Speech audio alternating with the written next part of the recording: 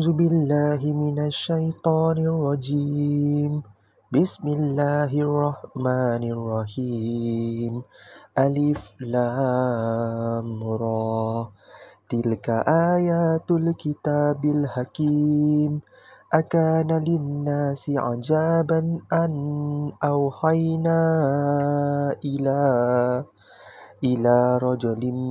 منهم أن أنذر الناس وبشر الذين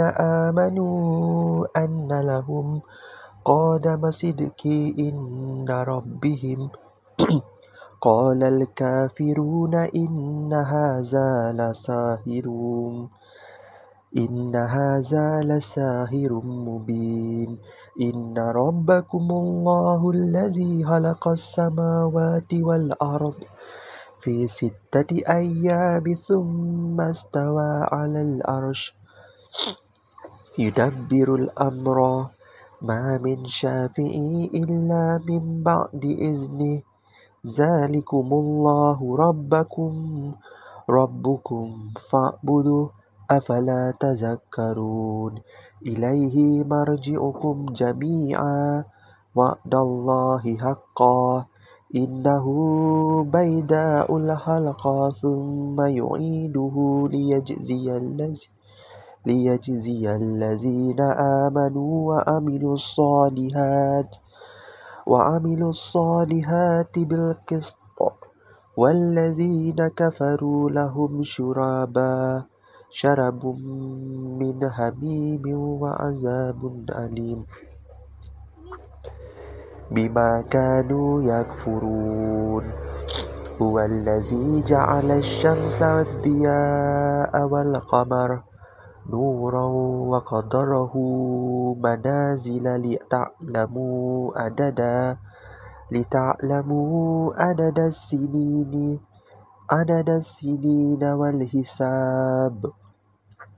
ما خلق الله ذلك إلا بالحق يفصل الآيات لقوم يعلمون. إن في اختلاف الليل والنهار وما خلق الله في السماوات والأرض لآيات لقوم يتقون. إن الذين لا يرجون لقاءنا ورضوا بالحياة الدنيا واطمأنوا بها والذين هم عن آياتنا غافلون أولئك مأواهم النار بما كانوا يكسبون. إن الذين آمنوا وعملوا الصالحات يهديهم ربهم بإيمانهم تجري من تحتهم الأنهار في جنات النعيم دعواهم فيها سبحانك اللهم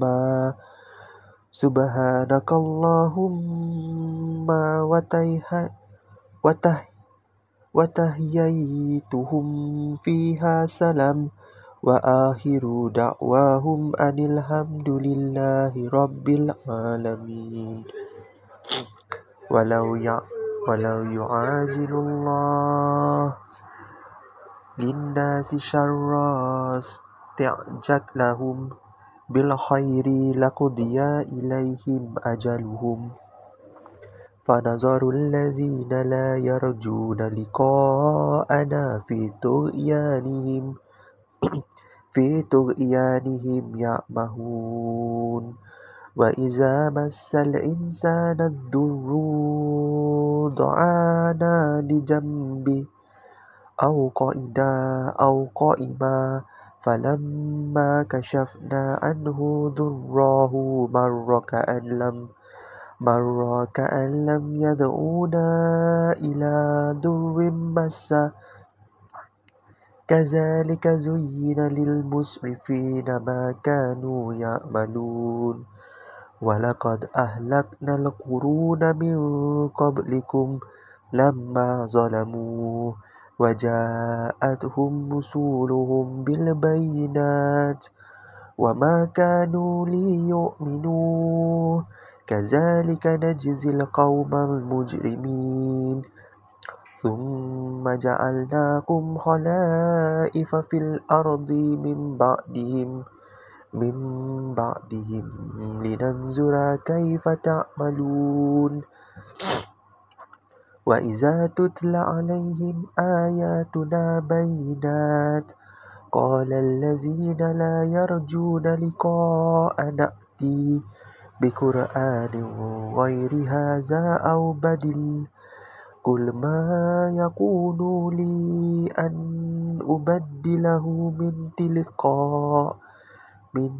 تلقاء النفس إن أتبع إلا ما يوحى إلي إني أخاف إن عصيت ربي عذاب يوم عظيم قل لو شاء الله ما تلوته عليكم ولا أدراكم به فقد لبثت فيكم أمورا من قبله أفلا تعقلون فمن أظلم ممن افترى على الله كذبا أو كذب بآياته إنه لا يفلح المجرمون ويعبدون من دون الله ما لا يضرهم ولا ينفعهم ويقولون هؤلاء شفعاؤنا عند الله قل أتنبئون الله بما لا يعلم في السماوات ولا في الأرض سبحانه وتعالى عما يشركون وما كان الناس إلا أمة واحدة فاختلفوا ولولا كلمات سبقت من ربك لقضي بينهم فيما فيه يختلفون ويقولون لولا أنزل عليه آيات من ربه فقل إنما الغيب لله فانتظروا إني معكم من المنتظرين وإذا أذقنا الناس رحمة من بعد ضراء مستهم إذا لهم مكر في آياتنا قل الله أسرع مكرا إن رسولنا يكتبون ما تمكرون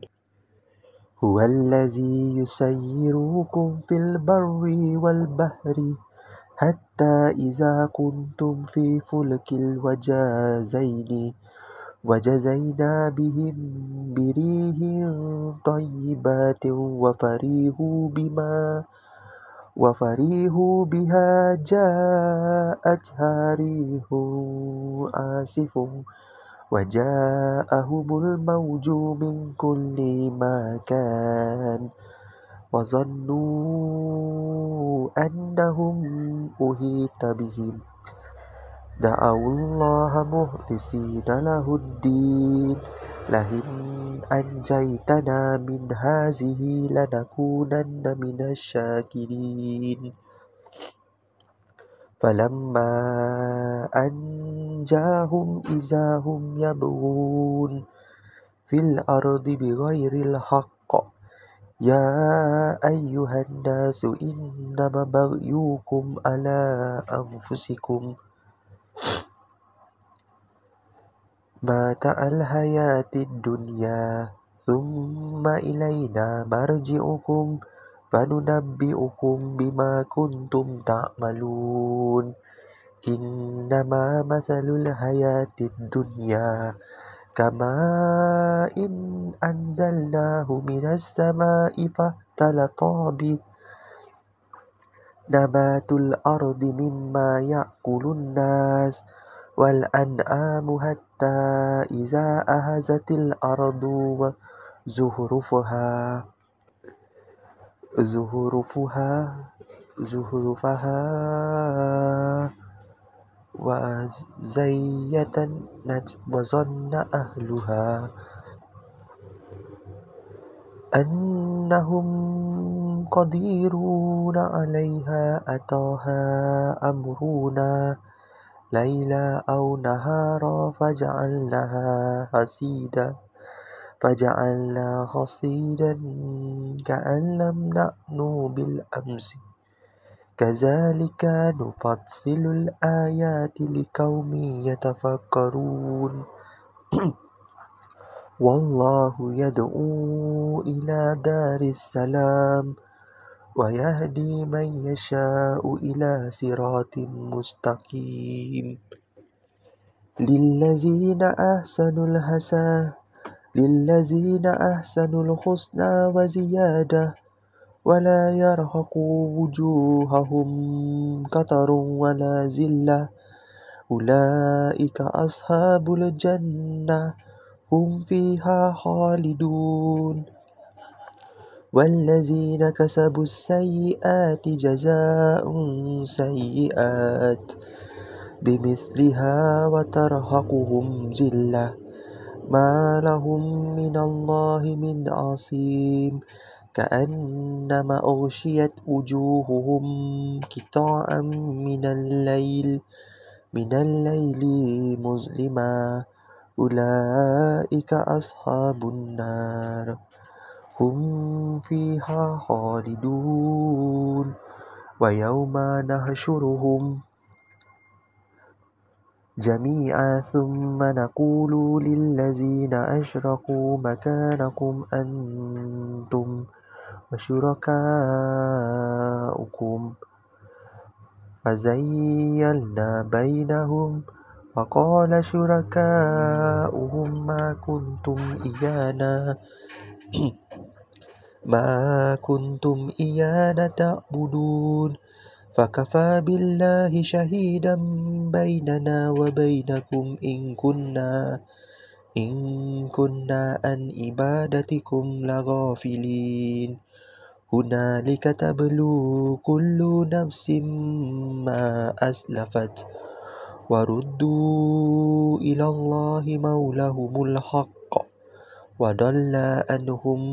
ما كانوا يفترون قل من يرزقكم من السماء والأرض أم من يملك السمع والأبصار ومن يخرج الحي من الميت ويخرج الميت من الحي ومن يدبر الأمر فسيقولون الله فقل أفلا تتقون فذلكم الله ربكم الحق فماذا بعد الحق إلا ضلال فأنى تصرفون كذلك حقت كلمات ربك على الذين فسقوا أنهم لا يؤمنون قل هل من شركائكم من يبدأ الخلق ثم يعيده قل الله يبدأ الخلق ثم يعيده فأنى تؤفكون قل هل من شركائكم من يهدي إلى الحق قل الله يهدي للحق أفمن يهدي إلى الحق أحق أن يتبع أمن لا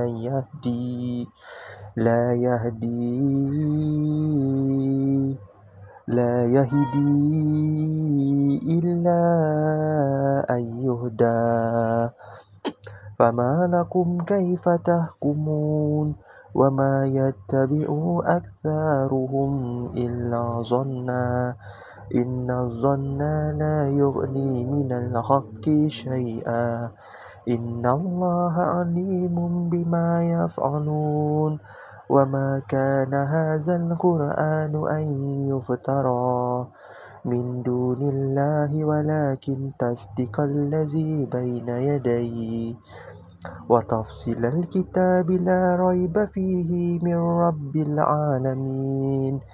أم يقولون افتراه قل فأتوا بسورة مثله وادعوا من استطعتم من دون الله إن كنتم صادقين بل كذبوا بما لم يحيطوا بعلمه ولما يأتيهم تأويله كذلك كذب الذين من قبلهم فانظر كيف كان عاقبة الظالمين ومنهم من يؤمن به ومنهم من لا يؤمن به وربك أعلم بالمفسدين وإن كذبوك فقل لي أعمالي ولكم أعمالكم أنتم بريئون مما أعمل وأنا بريء مما تعملون ومنهم من يستمعون إليك أفأنت تسمع الصم ولو كانوا لا يعقلون ومنهم من ينظر إليك أفأنت تهدي الأعمى ولو كانوا لا يبصرون إن الله لا يظلم الناس شيئا ولكن الناس أنفسهم يظلمون ويوم يحشرهم كأن لم يلبثوا إلا ساعة من النهار يتعارفون بينهم قد خسر الذين كذبوا بلقاء الله وما كانوا مهتدين وإما نرينك بعد الذي نعيدهم أو نتوفينك فإلينا مرجعهم ثم الله شهيد على ما يفعلون ولكل أمة رسول فإذا جاء رسولهم قضي بينهم بالقسط وهم لا يظلمون ويقولون متى هذا الوعد إن كنتم صادقين قل لا أملك للناس نفسي ضرا ولا نفعا إلا ما شاء الله لكل أمة أجل إذا جاء أجلهم فلا يستأخرون ساعة ولا يستقدمون قل أرأيتم إن أتاكم عذابه بياتا أو نهارا ماذا يستعجل منه المجرمون أثم إذا ما وقع آمنتم به آنا وقد كنتم به تستعجلون ثم قيل للذين ظلموا ذوقوا عذاب الخلد هل تجزون إلا بما كنتم تكسبون ويستنبئونك أحق هو قل إي وربي إنه لحق وما أنتم بمعجزين ولو أن لكل نفس ظلمت ما في الأرض لافتدت به وأصروا الندامة لما رأوا العذاب وقضي بينهم بالقسط وهم لا يظلمون ألا إن لله ما في السماوات والأرض ألا إن وعد الله حق ولكن أكثرهم لا يعلمون هو يحيي ويميت وإليه ترجعون يا أيها الناس قد جاءتكم موعظة من ربكم وشفاء لما في الصدور وهدى ورحمة للمؤمنين قل بفضل الله وبرحمته فبذلك فليفرحوا هو خير مما يجمعون قل أرأيتم ما أنزل الله لكم من رزق فجعلتم منه حراما وحلالا قل الله أذن لكم أم على الله تفترون وما ظن الذين يفترون على الله الكذب يوم القيامة إن الله لذو فضل على الناس ولكن أكثرهم لا يشكرون وما تكونوا في شأن وما تتلو منه من قرآن ولا تعملون من عمل إلا كنا عليكم شهداء إذ تفيدون فيه وما يعزب عن ربك من مثقال ذرة في الأرض ولا في السماء ولا أصغر من ذلك ولا أكبر إلا في كتاب مبين ألا إن أولياء الله لا خوف عليهم ولا هم يحزنون الذين آمنوا وكانوا يتقون لهم البشرى في الحياة الدنيا وفي الآخرة لا تبديل لكلمات الله ذلك هو الفوز العظيم ولا يحزنك قولهم إن العزة لله جميعا هو السميع العليم ألا إن لله من في السماوات ومن في الأرض وما يتبع الذين يدعون من دون الله شركاء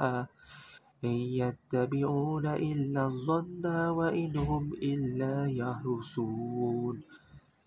هو الذي جعل لكم الليل لتسكنوا فيه والنهار مبصرا إن في ذلك لآيات لقوم يسمعون قالوا اتخذ الله ولدا سبحانه هو الغني له ما في السماوات وما في الأرض إن عندكم من سلطان بهذا أتقولون على الله ما لا تعلمون قل إن الذين يفترون على الله الكذب لا يفلحون متاع في الدنيا ثم إلينا مرجعهم ثم نذيقهم العذاب الشديد بما كانوا يكفرون واتلوا عليهم نبأ نوح إذا قال لقومه يا قوم إن كان كبر عليكم مقامي وتذكيري بآيات الله فعلى الله توكلت فأجمعوا أمركم وشركاءكم ثم لا يكن أمركم عليكم غمة ثم اقضوا إلي ولا تنظرون فإن توليتم فما سألتكم من أجري إن أجري إلا على الله وأمرت أن أكون من المسلمين فكذبوه فنجيناه ومن معه في الفلك وجعلناهم خلائف وأغرقنا الذين كذبوا بآياتنا فانظر كيف كان عاقبة المنظرين ثم بعثنا من بعده رسولا إلى قومهم فجاءوهم بالبينات فما كانوا ليؤمنوا بما كذبوا به من قبل كذلك نتبع على قلوب المعتدين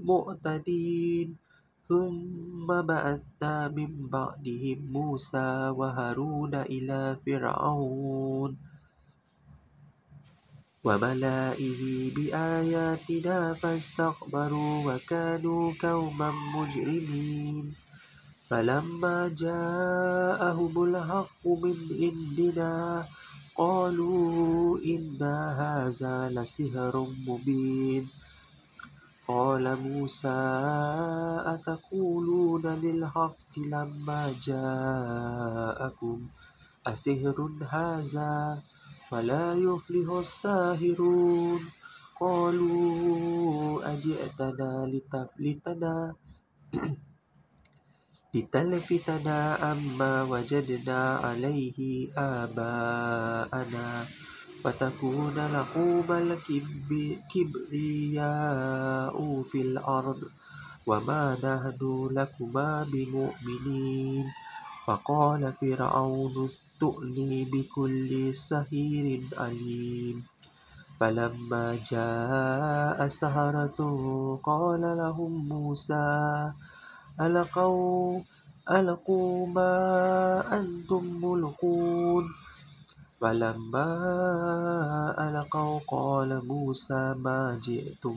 به السحر إن الله سيبطله إن الله ليصلح عمل المفسدين ويحق الله الحق بكلماته ولو كره المجرمون فما آمن لموسى إلا ذرية من قومه على خوف من فرعون وملئهم أن يفتناهم وإن فرعون لعال في الأرض وإنه لمن المسرفين وقال موسى يا قوم إن كنتم آمنتم بالله فعليه توكلوا إن كنتم مسلمين فقالوا على الله توكلنا ربنا لا تجعلنا فتنة للقوم الظالمين ونجنا برحمتك من القوم الكافرين وأوحينا إلى موسى وأخيه أن تبوأ لقومكما بمصر بيوتا واجعلوا بيوتكم قبلة وأقيموا الصلاة وبشر المؤمنين وقال موسى ربنا إنك أتيت فرعون وملاه زينة وأموالا في الحياة الدنيا ربنا ليضلوا عن سبيلك ربنا اطمس على أموالهم واشدد على قلوبهم فلا يؤمنوا حتى يروا العذاب العليم قال قد أجيبت دعواتكما فاستقيما ولا تتبعان سبيل الذين لا يعلمون وجاوزنا ببني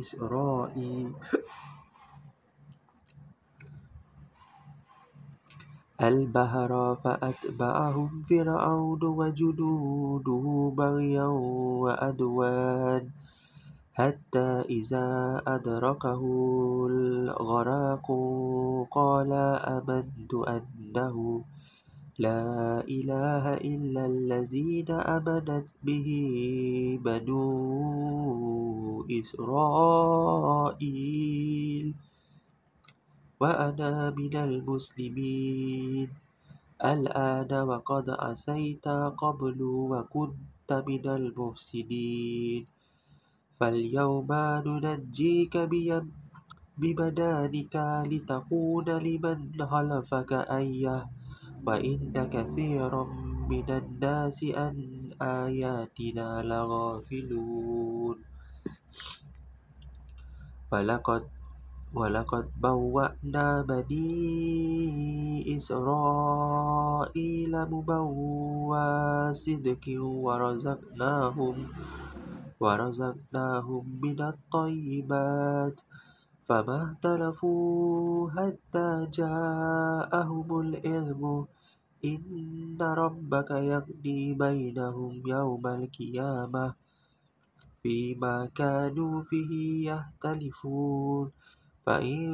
كنت في شك مما أنزلنا إليك فاسأل الذين